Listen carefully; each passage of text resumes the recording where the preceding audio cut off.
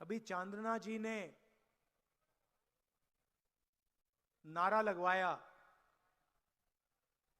भारत माता की जय।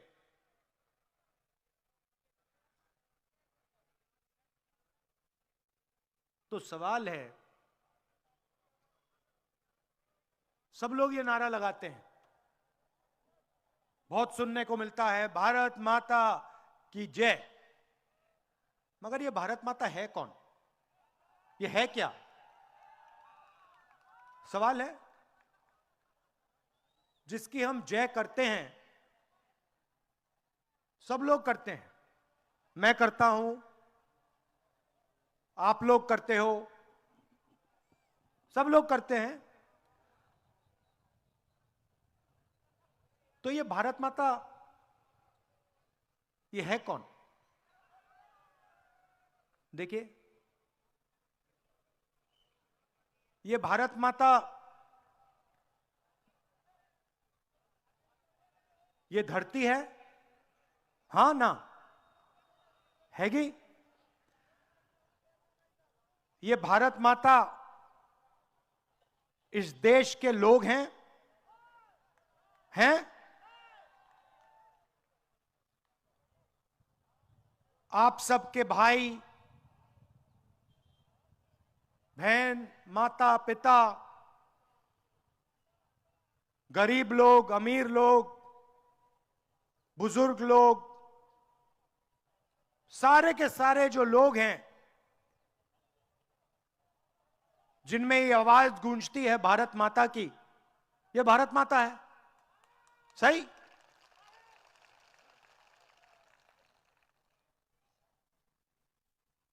तो मैंने सिर्फ एक सवाल पूछा है। पार्लियामेंट हाउस में मैंने भाषण दिया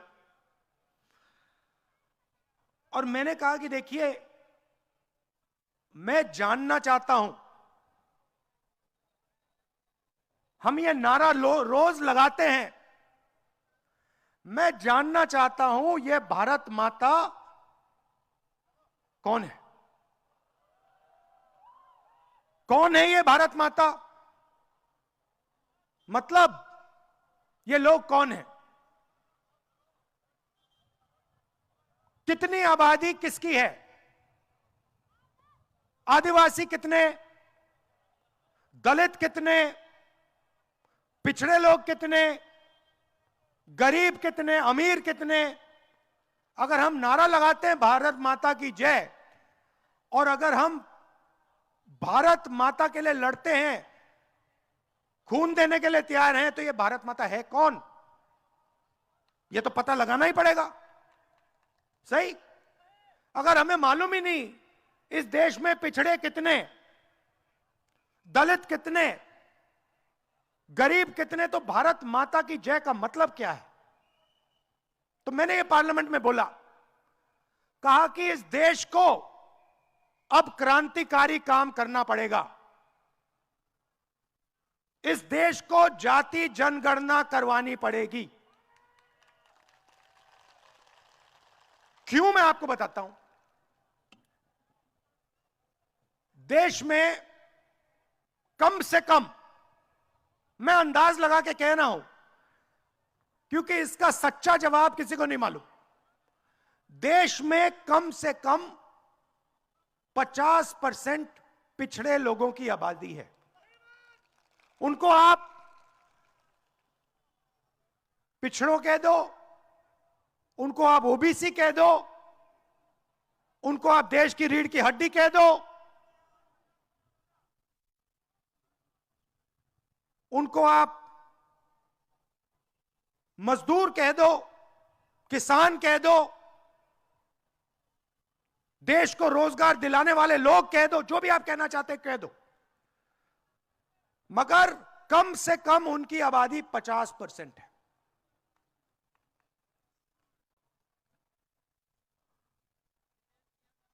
दलितों की आबादी 15%, आदिवासियों की आबादी 12 से 14%,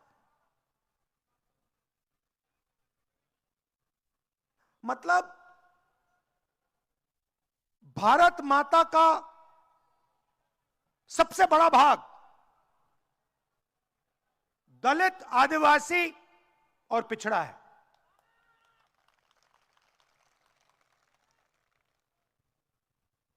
अब देश में सब लोग भारत माता की जय नारा लगाते हैं, मगर देश को चलाने में भागीदारी ना पिछड़ों की है, ना दलितों की है, ना आदिवासियों की है। ये सच्चाई है। उदाहरण देता हूं आपको। देश को एमएलए नहीं चलाते, एमपी नहीं चलाते, ये आप सब जानते हो। आप किसी भी बच्चे से पूछो, भाई क्या करना चाहते हो बड़े होके? मैं भारत जोड़ो यात्रा में चला, 4000 किलोमीटर चला, हजारों बच्चों से मैंने यह सवाल पूछा, बेटा क्या करना चाहते हो? सारे के सारे कहते हैं हम तो भैया आईएएस में जाना चाहते हैं। सही गलत? सही है ना? मतलब देश का 10 साल का बच्चा जानता है कि देश को सरकार के अफसर चलाते हैं, देश को आईएएस के लोग चलाते हैं। एमएलए चुनाव जीतता है, चुनाव हारता है, एमपी चुनाव जीतता है, चुनाव हारता है, अफसर कभी बदला नहीं जाता। एक बार वो आईएएस में घुस जाता है, पूरी जिंदगी वहां पे काम करता है। ताली बजा रहे हैं, बात समझ गए? अब देखिए, तो मैंने सवाल पूछा पार्लियामेंट हाउस में, नरेंद्र मोदी उस साइड, मैं इस साइड, मैंने सवाल पूछा, नरेंद्र मोदी जी एक बात बताइए, अगर आप कहते हो भारत माता की जय का नारा लगाते हो और आप हर भाषण में कहते हो मैं ओबीसी, मैं ओबीसी, मैं ओबीसी, तो मुझे एक बात बता दो, ये जो 90 अफसर हिंदुस्तान को चलाते हैं, जिसको हम secretary to government of India कहते हैं, कैबिनेट सेक्रेटरी कहते हैं, इनमें से ओबीसी कितने? इसमें से दलित कितने? इसमें से आदिवासी कितने? आप भागीदारी की बात करते हो, ठीक है। आज पार्लियामेंट हाउस में मुझे बता दो, देश को जो चलाते हैं उसमें से ओबीसी कितने, दलित कितने, आदिवासी कितने? नरेंद्र मोदी एक शब्द नहीं बोले, चुप हो गए। नहीं, सुनिए, क्योंकि आपको यह बात गहराई से समझनी होगी। नरेंद्र मोदी चुप हो गए और फिर अगले भाषण में नरेंद्र मोदी की जो सच्ची सोच है वो निकल आई। अगले भाषण में नरेंद्र मोदी कहते हैं, मित्रों, देश में कोई जात नहीं है, देश में सिर्फ एक जात है, वो है गरीब। बात समझिए, जब ओबीसी को भागीदारी देने की बात आई, जब दलितों को भागीदारी देने की बात आई, जब आदिवासियों को भागीदारी देने की बात आई, तो नरेंद्र मोदी कहते हैं भैया इस देश में ना ओबीसी, ना दलित, ना आदिवासी। जब चुनाव जीतने की बात आई, नरेंद्र मोदी जी कहते हैं मैं तो ओबीसी हूं भाइयों बहनों, मैं तो हूं ओबीसी। अरे या आप ओबीसी हैं या फिर इस देश में एक जात है, आप बता दो। भाइयों और बहनों, आप चौंक जाओगे। हिंदुस्तान का हर ओबीसी युवा चौंक जाएगा। 90 अफसरों में से 3 अफसर ओबीसी, 90 में से 3। आबादी 50%, मतलब कम से कम 45 होने चाहिए, हैं 3। जनसंख्या के मुताबिक ओबीसी के 45 होने चाहिए, हैं 3। और बात सुनिए, कौन से 3? छोटी छोटी मिनिस्ट्री के 3 कोने में पीछे बैठे हुए हैं। अगर ये 90 अफसर जो हिंदुस्तान के बजट को बांटते हैं, मतलब शिक्षा में कितना पैसा जाएगा 90 अफसर, स्वास्थ्य में कितना जाएगा 90 अफसर, यहां पे कनाल बनेगी 90 अफसर, नहीं बनेगी 90 अफसर, सेना को कितना मिलेगा 90 अफसर, शिक्षा में कितना, स्वास्थ्य में कितना 90 अफसर। अगर ये 90 लोग बजट को कंट्रोल करते हैं तो 3 लोगों को बजट पर कितनी भागीदारी है? सुनिए, अगर हिंदुस्तान की सरकार 100 रुपए खर्च करती है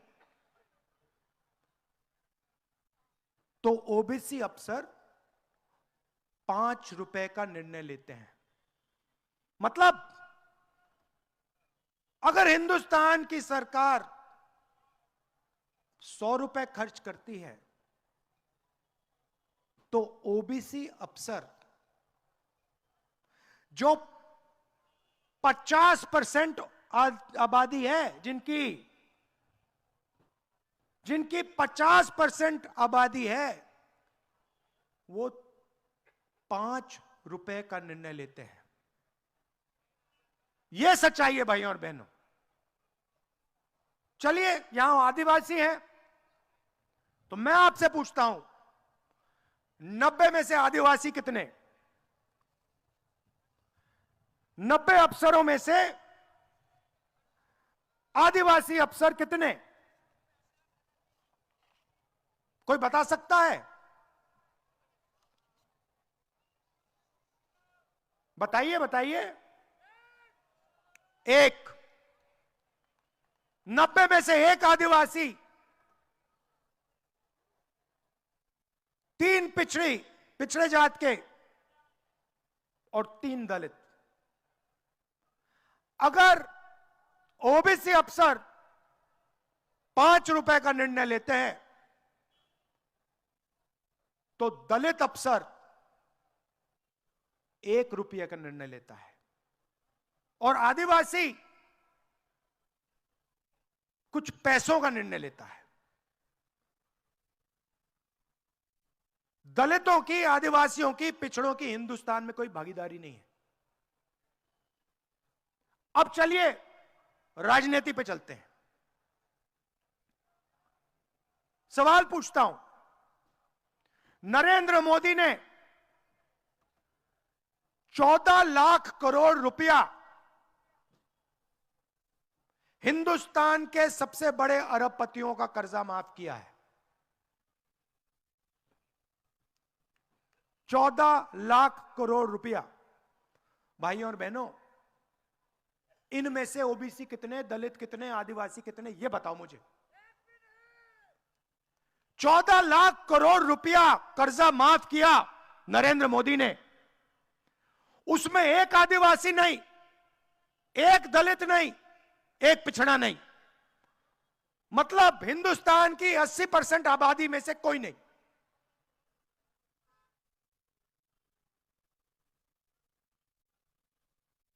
$14 लाख करोड़ रुपया का तोहफा दिया अपने मित्रों को और आप लोग देखते रह गए। आपको पता भी नहीं लगा कि यार 14 लाख करोड़ रुपया 20-25 लोगों को नरेंद्र मोदी ने दे दिया। मीडिया का समय खरीद लिया, टीवी पे अपना चेहरा दिखा दिया और दलितों से, आदिवासियों से, पिछड़ों से आंख के सामने चोरी की। पता नहीं लगा आपको? सुनिए, नारे बाद में लगाना, मैं आपको गहरी बात बता रहा हूं।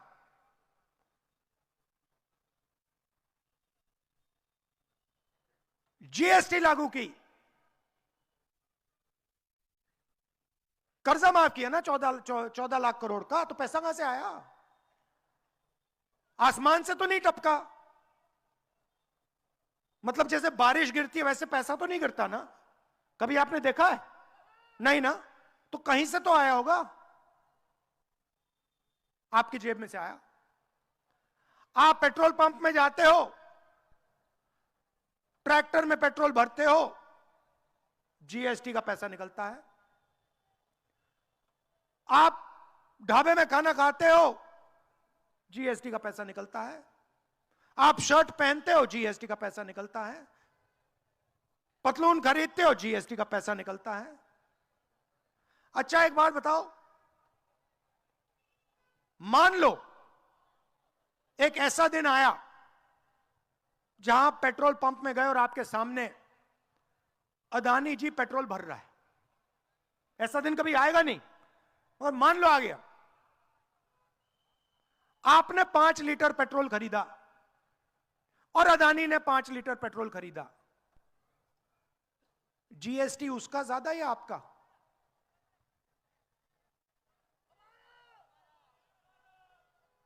तो आप जीएसटी ज्यादा देते हो, आपकी आमदनी कम, आप उतनी जीएसटी देते हो जितना वो देता है।